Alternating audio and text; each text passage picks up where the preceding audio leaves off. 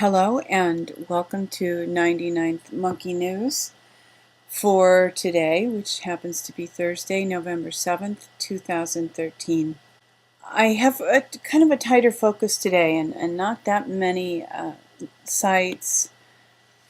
I want to begin with this Neil Keenan update.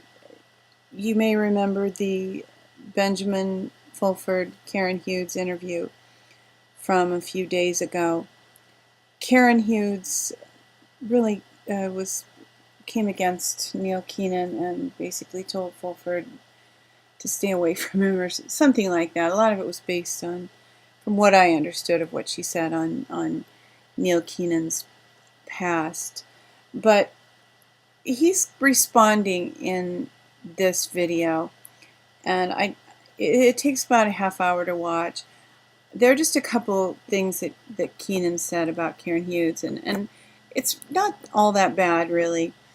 He said she knows more about the World Bank than anybody, but that's all she knows. So he's admitting that a lot of her knowledge is very accurate and helpful. She knows more about the World Bank than anybody, he said. But he also said she knows about the West, but not about the East, and the West doesn't have a dime. So what Neil Keenan is stating is that in order to bring about beneficial change, positive change, we need the assistance of the East because essentially we're bankrupt. That's his point of view, and this is kind of interesting. It's a little bit like a soap opera trying to follow all of this, but the reality is because we can't rely on the media, and because stories just get pieced together from all kinds of different sources, we actually all sort of have to be our own journalists and go through this information for ourselves, because there's who are we going to trust to interpret it all for us? And most of us don't have the resources, the mental resources or the time resources to sort through everything and determine what's real, what's true, who's telling the truth. And even if we did have those kinds of resources, we don't know for certain that the information that we're getting is really the truest, most accurate information. While I'm on this subject, just for a moment, I want to mention that there is some drama going on with removing the shackles, and the Dutch Sense video claiming that removing the shackles, that OPPT was offering alternative media journalists to spin their stories or whatever, I don't know exactly, but effectively become another mainstream media that is controlled from the top or through some set group of people who filter the news and determine what is told to people. OPPT is claiming that they're not the ones who did that. Dutch Sense is not lying. I don't believe Dutch Sense is lying. Someone did it. And as they were doing it, they were masquerading as OPPT, if they weren't indeed OPPT. So there is some real manipulation going on of the alternative media. I'm too small for anybody to notice. I'm under the radar, so that's a good thing. And in some ways, I prefer to stay that way. You know, I'd rather touch one person who touches a million people than touch, a few hundred people myself. So, moving on, this is information released by Karen Hughes. Nothing to do, really, just more general information. Karen Hughes, World Bank whistleblower, November 4th interview. All banks are really one and control the companies' media of the world. All of our tax dollars go to the Vatican and UK. Again, Neil Keenan said she knows all about the West, and this is the financial system of the West. So I'm guessing that her information here is quite accurate. And as I stated a couple days ago, or maybe even yesterday, Karen Hughes sees her role as connecting people to one another to affect change. And I hope that she's able to do that very effectively. Now, really the focus for today, just in case this happens on a large scale and something dramatic happens, I'm hoping that people will be somewhat prepared for it. I'm hoping that enough people will be somewhat aware of it, and I'm not suggesting people head for the hills. I'm not doing that myself. But just some minor preparations, even if it's emotional preparations, and just have on supplies on hand, some extra food supplies and essentials. People who have talked about a change have said that it could be affected in 10 days to 2 weeks. Now, here is the more paranoid conspiracy view of this. Huge electric grid failure drill scheduled for the 13th through 14th of November 2013. Heads up from the people who brought you 9/11, Aurora, Sandy Hook, and miscellaneous minor false flags. Huge electric grid failure drill scheduled for the 13th and 14th of November 2013. So the idea here is that the bad guys will use this as an excuse to collapse the system further, bring about martial law, and that whole scenario that we've heard a lot about. Now, and I mentioned this yesterday, but Benjamin Fulford offers a different scenario, and that is, if the U.S. power grid is shut down on November 11th, it will mean no internet, no TV, and no ATMs. If this event does happen, and if it is managed by the good guys, it can thus be used to render impotent two of the Cabal's main weapons, the control of the distribution of money and the use of mass propaganda. The system could then be rebooted minus all the hysterical nonsense and fake news that it has been churning out recently. There's this scenario that the bad guys are doing this and martial law is going to be imposed.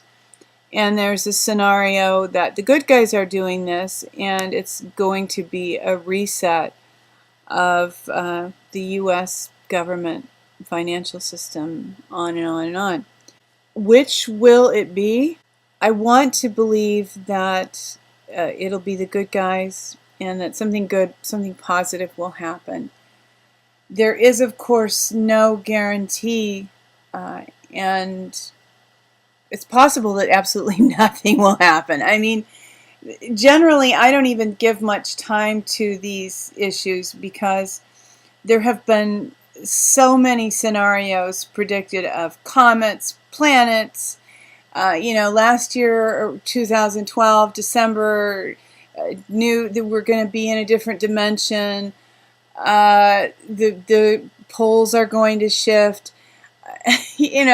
Like I said, I generally don't give credence to these things, but because we have been waiting for something to happen, most of us people who are following the like Nasara website and who espouse these ideas that change really can come about, that there are good people in the government, good people in the Pentagon, and good people certainly in America, and that we all have been defrauded by the current government, by the corporate government, and that we can effect restoration. And that really is my hope. I'm sure that's obvious to anybody who's watched any of these videos. But just a more practical look at this, what's been going on with the military, what would make this possible with the military. This is from the website The Free Patriot. retired generals, some in military, want to take out Obama from presidency. Now, of course, wise people hope that this isn't. It's not like people want a bloody coup, right? It would just be beneficial if we could restore a constitutional government in this country. We do not. The government that is currently in power is, first of all, not the original republic. It is a corporation that was set in place during the time of the Civil War, when Congress lost quorum, when the southern states seceded. So it's even on paper, it's not the actual original U.S. republic.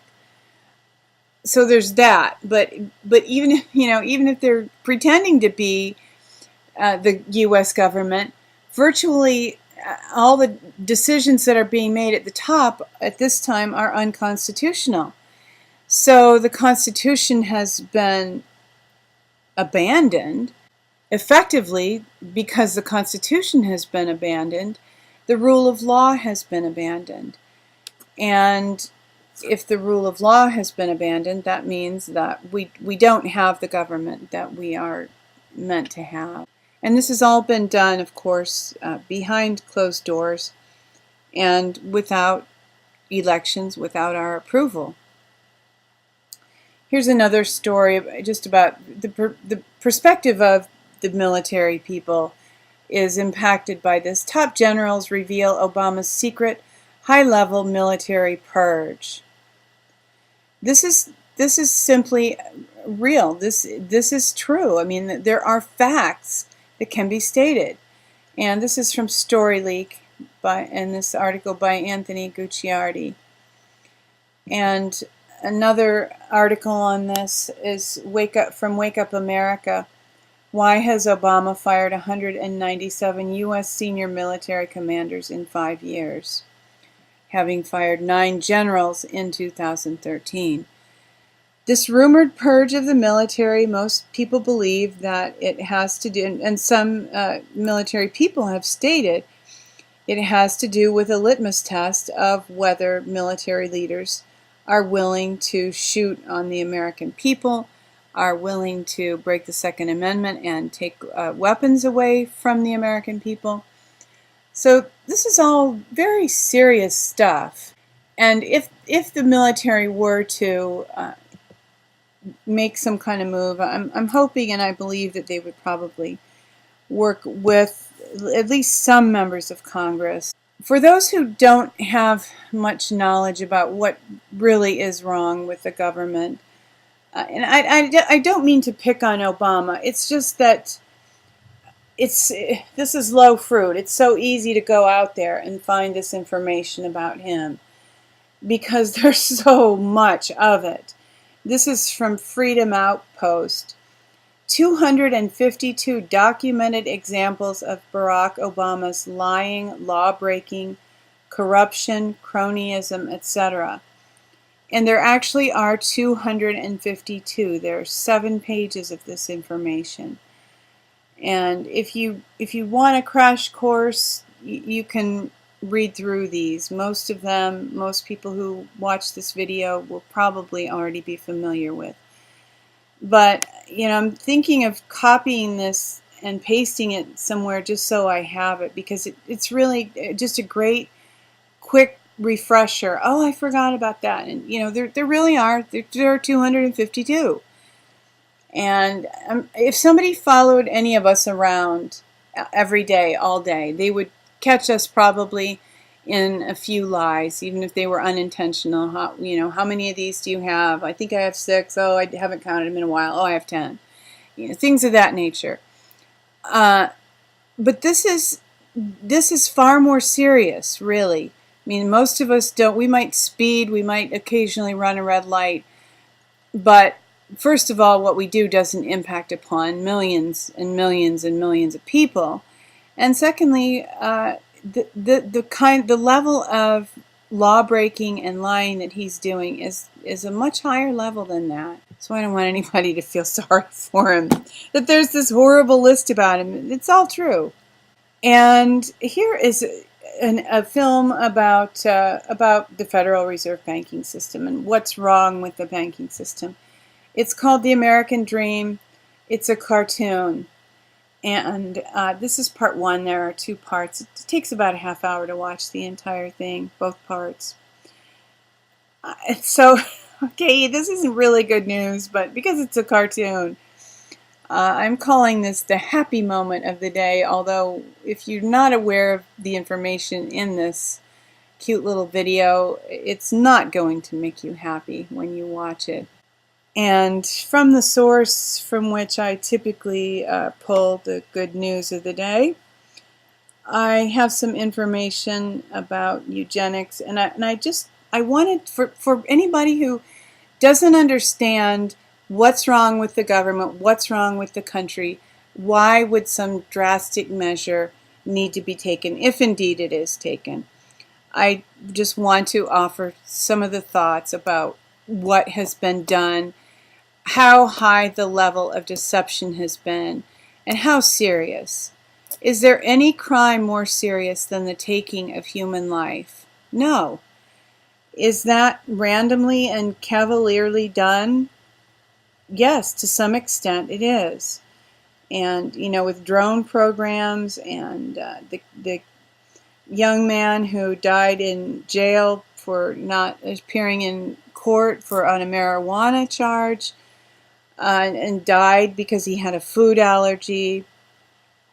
And that's an extreme example, but it happens all the time. It happens in this country. It happens certainly in other countries where we have drone strike programs to kill people. And, you know, we have gone a long time, most of us, without requiring accountability from our government. And it's time that they begin to give account. And it's time that they're not going to voluntarily do it. We need to require accounting. And when we learn what's been going on, there have to be consequences. Even if it's just, you know, what the military wants to do, hit the reset button and purge get rid of some of these people, remove them from their offices. So, natural news, the ultimate conspiracy, eugenics and population control. Now, this is opinion, but of course, there's also some, it's a fact-based opinion. And another article from Natural News, what does America's dark history of eugenics mean for society today? And if you don't know the history of eugenics in America, here's a little tagline. Forced sterilization, racial dividing, and ethnic cleansing were all taking place in America long before Nazi Germany. In 1907, more than a decade before Hitler began his ascent to power in Germany, the U.S. had already enacted its first eugenic sterilization law. According to historical accounts, then Indiana Governor J. Frank Hanley approved a law mandating sterilization of certain individuals in state custody, building on systems of thought already covertly established in the 1800s.